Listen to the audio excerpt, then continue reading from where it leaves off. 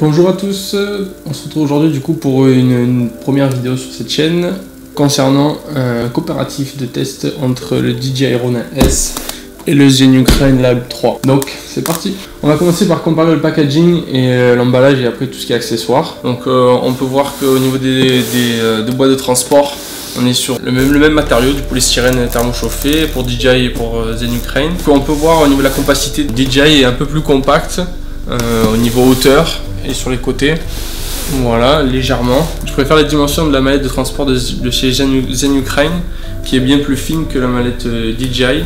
Et je trouve à l'intérieur, on va le voir par la suite, c'est bien mieux optimisé au niveau du rangement et de l'espace. Elle est bien plus large, mais elle est pas top au niveau de l'optimisation à l'intérieur. On a beaucoup d'espace vide, donc voilà. Comme on peut le voir, comme je vous l'ai expliqué ici, il y a un petit peu moins d'espace vide à l'intérieur de la boîte. Donc on retrouve le stabilisateur en premier lieu, les petites batteries, le chargeur, le trépied et la petite boîte à l'intérieur où il y a tous les câbles nécessitant le branchement du follow focus ou pour charger les batteries. Je vais sortir la bébête. Voilà. Donc on peut voir, et ça c'est vraiment très pratique, Zen Crane a pensé à mettre des petits leviers de blocage qu'on peut retrouver ici. Là, voilà, qui est vraiment très pratique pour le transport. Et du coup, il n'y a plus qu'à déclipser les petits leviers, leviers de blocage, et on débloque la nacelle. Et ça, c'est vraiment génial pour le transport.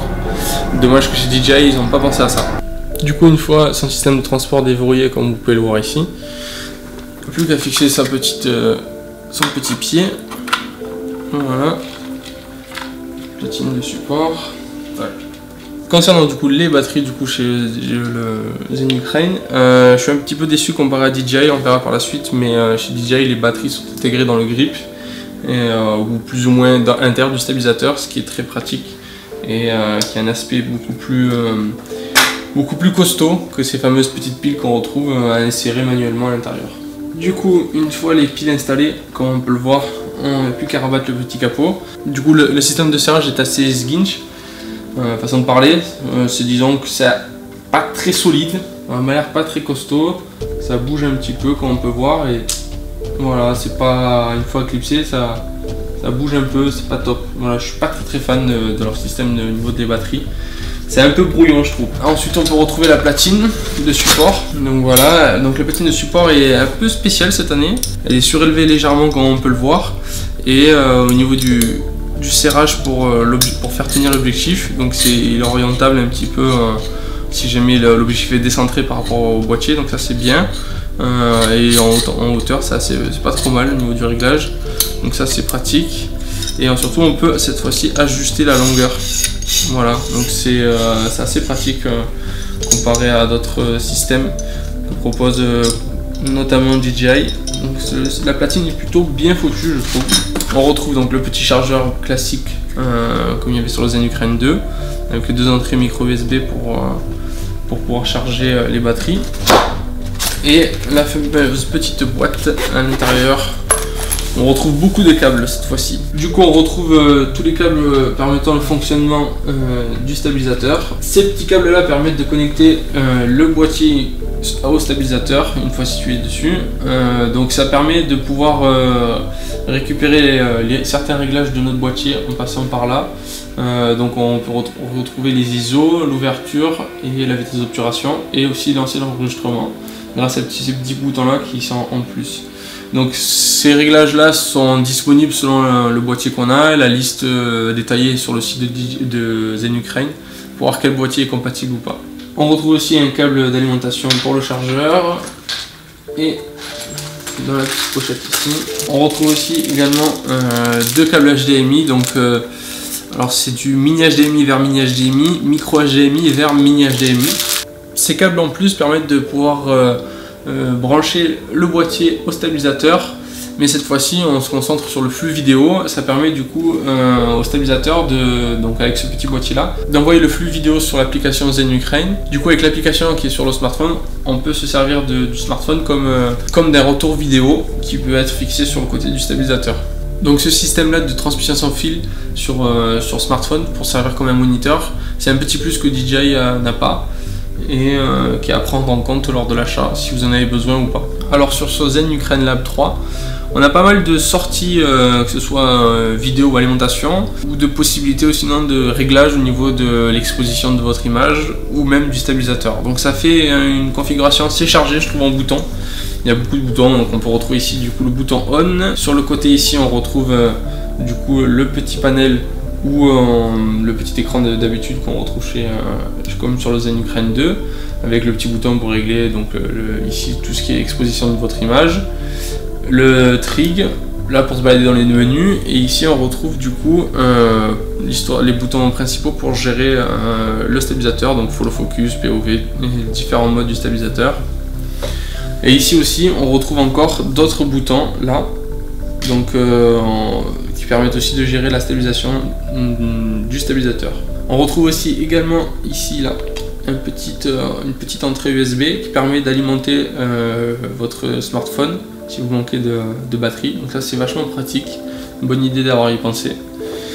Et pour finir dessous, voilà, on retrouve ici le joystick pour diriger le stabilisateur et la petite roulette pour s'occuper du flow focus. A noter que la petite roulette qui se situe ici est fluorescente de nuit, ça peut être intéressant pour les tournages en basse lumière. Et il y a la possibilité d'écrire au marqueur, enfin au feutre Velleda du moins sur la petite couronne, ses repères. Donc ça je trouve c'est astucieux et c'est une bonne idée, il y aura à y penser. Donc on retrouve ici deux sorties USB type C. On peut du coup fixer deux moteurs qui permettent de gérer à la fois la mise au point et le focus, donc à choisir. Ici on a le petit bouton Wi-Fi pour allumer le boîtier.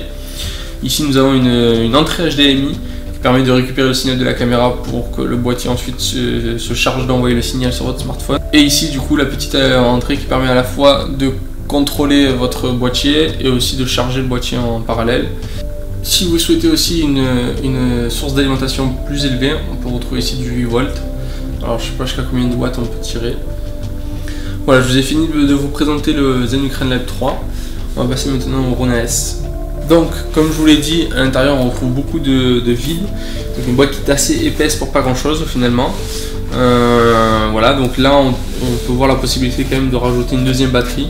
Donc la première elle est là, si on peut mettre la deuxième batterie avec la petite housse de rangement et les câbles qu'on viendra voir par la suite. Donc du coup le Rona S que voilà, donc qui est assez dur à ranger je trouve dans sa boîte. Je trouve le polystyrène est taillé très juste. Il n'y a pas beaucoup d'espace pour ranger, donc si jamais vous avez un peu mal calé les petites vis, c'est compliqué à la ranger parfaitement, ça coince un peu.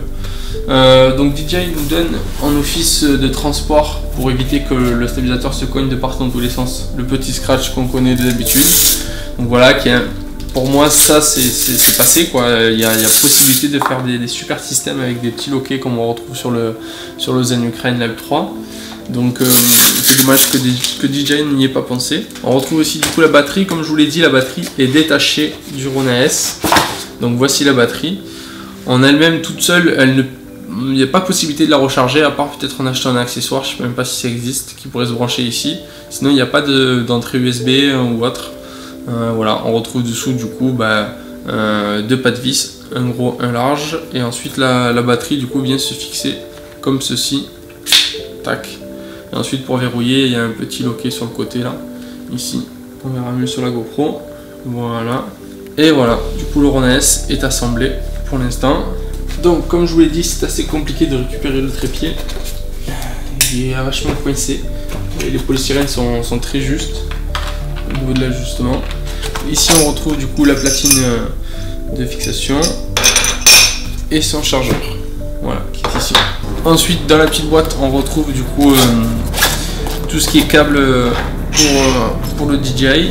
Alors on a un petit câble ici qui est censé être noir, mais moi pour la cause je l'ai changé, donc j'ai inversé. J'ai un câble blanc qui est en USB type C qui permet du coup de recharger la batterie qui se situe dans le manche du Rona S. Pour recharger la batterie du Rona S, ça se situe ici. Donc là nous avons la petite entrée USB type C, donc à brancher avec le câble, qui permet de recharger la batterie. On retrouve à l'intérieur une petite platine qui permet de surélever s'il y a besoin votre appareil photo. Si l'objectif descend plus bas que le boîtier et que ça touche, il y a possibilité de surélever avec cette petite platine. DJI fournit aussi une autre petite vis qui vient se fixer ici pour pouvoir visser sur le boîtier. On retrouve à l'intérieur les petits câbles qui permettent de connecter du coup le boîtier au stabilisateur. Donc ça permet de retrouver le bouton pour lancer l'enregistrement, et sur certains boîtiers la possibilité de faire la mise au point avec le follow focus qui se situe ici. Voilà, donc c'est détaillé les boîtiers qui sont pris en compte sur le site de DJI. Et on retrouve aussi également du coup 2 petites clés Allen permettant de démonter tout cela. On retrouve sur l'avant du stabilisateur 2 petites entrées un peu spécifiques à DJI qui permettent d'alimenter du coup des boîtiers ou un appareil photo ou autre. Donc c'est du 12 volts 2 ampères, donc c'est des câbles spécifiques propriétaires chez DJI, donc forcément ça va coûter cher. Ici sur le côté on retrouve la petite entrée pour venir fixer, pour venir brancher notre boîtier au stabilisateur, permettant de retrouver les réglages du lancement d'enregistrement ou de la mise au point.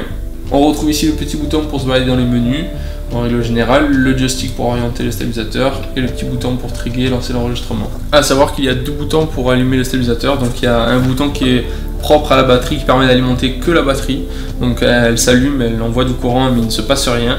Et ensuite il y a un deuxième bouton qui permet du coup d'allumer le stabilisateur sur le côté.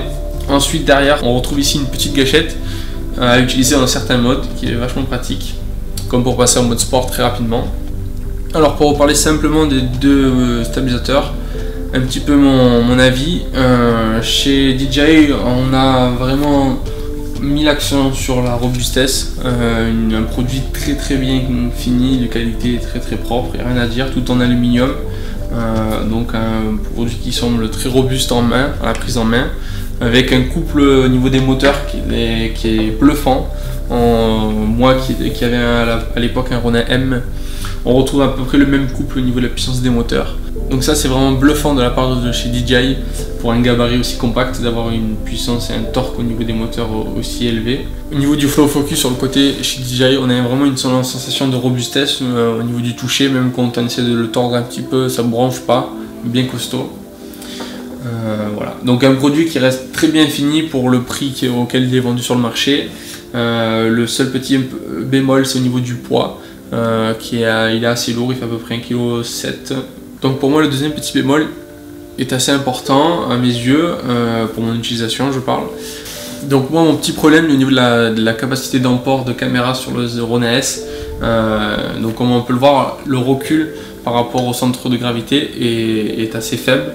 Je crois que les mesures sont de 8 cm, entre 8 et 9 cm sur le site de chez DJI, et du coup ayant une FS5 Mark II, impossible de pouvoir monter mon FS5 Mark II sur un Ronin S, si ce n'est en utilisant du coup un petit adaptateur de chez SmallRig, donc avec ça et des contrepoids à mettre par dessous. Voilà, c'est un petit peu la solution que j'ai trouvée pour pouvoir monter cette configuration, donc c'est-à-dire le 1635 de chez Zeiss avec la FS5 Mark II sur le Ronin S.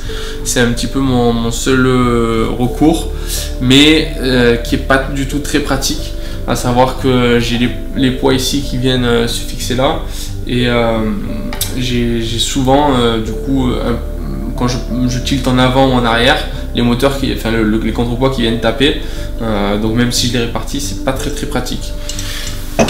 À vrai dire, je dirais même que le Ronin S n'est pas fait pour des caméras. On peut le voir sur Instagram ou sur des réseaux, ou sur YouTube, tout ça, où on voit des raids qui sont fixés sur un Ronin S. Donc c'est des configs très courtes. Donc c'est généralement une raid avec une focale type 50 mm ou des focales très courtes qui sont à la fois très légères et qui demandent presque pas de recul. Donc oui, c'est faisable de mettre une Sony FS5 Mark II là-dessus sans contrepoids, sans rien, en utilisant un 50 mm ou une focale très courte, un 10-18 par exemple, ça se fait. Mais ça limite énormément la capacité d'emport. Je parle pas au niveau du poids, je parle vraiment au niveau du gabarit. Donc c'est à dire qu'on va se retrouver avec des optiques à la fois très légères et très courtes, donc généralement de pas bonne qualité, donc ça c'est un petit peu embêtant. Donc le Ronin S pour ma part, et je ne peux pas utiliser mon Ronin S et ma FS5 en même temps, alors que sur le Zen Ukraine Lab 3 au niveau de la capacité d'emport, au niveau du recul par rapport au centre de gravité est un peu plus grande, donc je crois on a entre 10 et 11 cm il me semble, si je dis pas de bêtises. Donc ce qui me permet d'avoir un peu plus de recul et de pouvoir utiliser ma Sony FS5 Mark II avec le 1635 sans contrepoids. Juste en fixant comme ça, je peux me servir du coup du stabilisateur, et donc ça c'est vraiment pratique, malgré que ça vient quand même taper un petit peu en bout ici à cause de mon œilleton, donc je peux un petit peu retarder le fait où ça tape, mais voilà, c'est pas non plus ouf. Mais je dirais que le Zen Ukraine Lab 3 est présenté, donc j'ai vu des configurations, on voit une Canon C200 qui est montée dessus, donc ça tient la route, ça se fait, franchement ça se fait, c'est pas du mytho. Il y a possibilité de mettre des caméras un peu plus élevées et passer du coup du DSLR vers de la caméra professionnelle. On peut s'amuser à mettre des trucs plus costauds sur les Zen Ukraine Lab 3 comparé au Rona S, et ça je trouve c'est son avantage qu'il a, la capacité d'emport. Après c'est sûr que du coup on perd en compacité avec le Zen Ukraine Lab 3 comparé au Rona S qui se permet de se démonter en deux parties.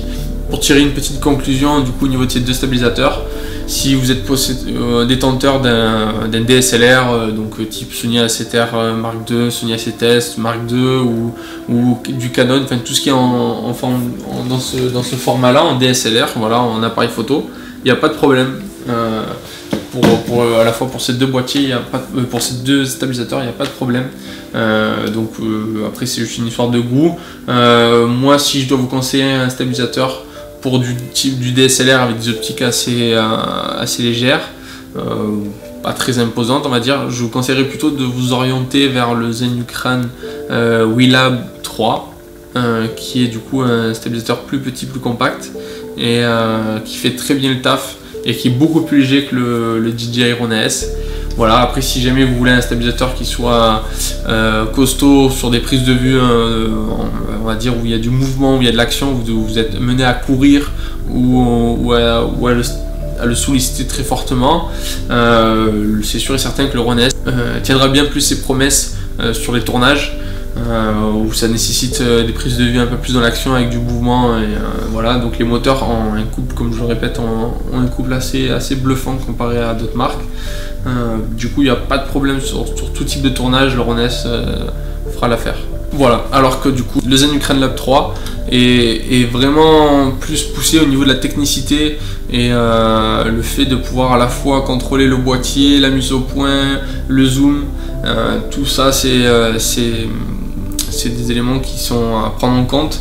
Le Rona S se consacre juste sur la mise au point. Voilà, il n'y a rien de plus, alors que le Zen Ukraine Lab 3 avec leur système, voilà, on peut vraiment, selon le type de caméra contrôlée, du coup on peut contrôler les trois paramètres d'exposition sur son boîtier, à la fois le zoom et la mise au point. Donc tout ça est déporté de manière intelligente, tous les boutons tombent plus ou moins sous la main. Après il faut un petit temps d'adaptation pour le prendre en main. Si vous cherchez un stabilisateur où vous voulez avoir la possibilité de modifier vos paramètres d'exposition tout au long du tournage de manière très simple, le Zen Ukraine Lab 3 est fait pour vous. Il y a plein de fonctionnalités qui sortent du lot, qui sont novateurs sur le marché, et donc ça c'est un peu ses points forts, à contrario de sa conception et de sa qualité de fabrication qui est pas top à mon goût, que je préfère chez DJI. Voilà. J'aimerais aussi rajouter un dernier petit point au niveau de l'application.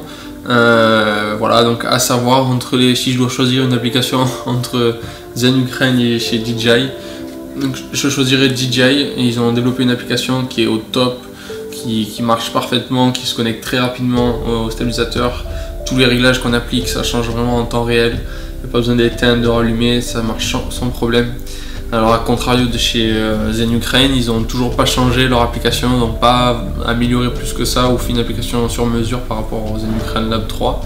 Et voilà, donc il faut se balader entre deux applications. Si on veut s'amuser à changer des réglages au niveau du temps de réponse des moteurs, de la fluidité des mouvements, il faut passer par une application Zen Ukraine et une autre application si on veut utiliser le système de retour vidéo sans fil. il faut utiliser du coup notre application. Ces applications-là ne fonctionnent vraiment pas top, que ce soit sur Android ou sur iOS, c'est assez catastrophique. Donc niveau application, je suis pas trop fan. Si à vos yeux l'application permettant le réglage du stabilisateur est importante à vos yeux, je vous conseille voilà, chez DJI, l'application est bien meilleure.